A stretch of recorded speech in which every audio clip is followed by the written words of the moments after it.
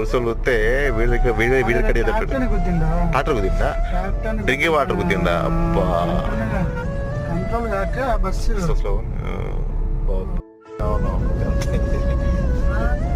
కానీ స్లోగా పోవాలి మనకి లైఫ్ అనేది చిన్న లైఫ్ కాబట్టి మనకి ఎన్నో పనులు ఉంటాయి కానీ ప్రయారిటీ లైఫ్.